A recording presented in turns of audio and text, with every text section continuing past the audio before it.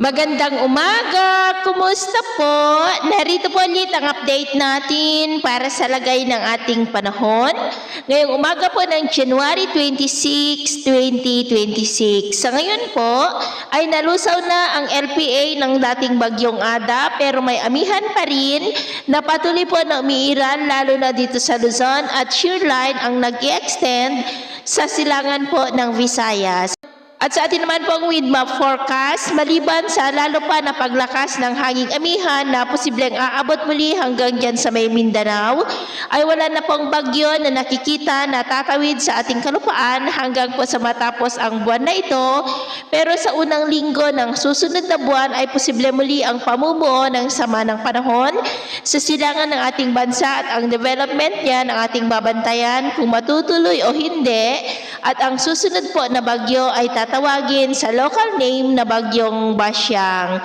At sa lagay ng ating panahon, ngayong madaling araw ay maayos naman ang panahon sa malaking bahagi ng bansa. Pero may tsansa pa rin po ng cloudy skies with isolated rains, lalo na dyan sa isla ng Samar, Leyte, Catanduanes at Camarines provinces. At mamaya ay sisikat naman po ang araw sa malaking bahagi ng bansa pero dahil sa shear line ay asahan pa rin ang cloudy skies with isolated rains, lalo na po dyan sa may Samar Island, Sorsogon, Catanduanes and nearby areas.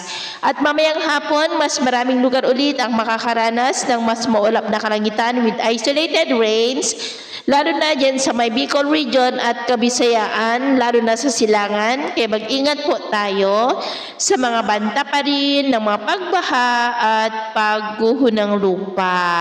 Kasi naman pong mga baybayin, iwasan na po muna natin ang papalaot lalo na sa silangang baybayin ng ating bansa dahil ang mga alon po ay posibleng aabot hanggang sa 2.5 to 4 meters height. Hanggat maaari ay iwasan na po muna natin ang papalaot dyan sa mga may kulay pula para mas makaiwas sa mga sakunang pangkaragatan. So ito lang latest update natin sa araw na ito. At ako po muli si James na nagsasabing sa kahit anong pagsubok po na darating sa ating buhay, huwag na huwag po tayong mawawalan ng pag-asa. Thank you and God bless!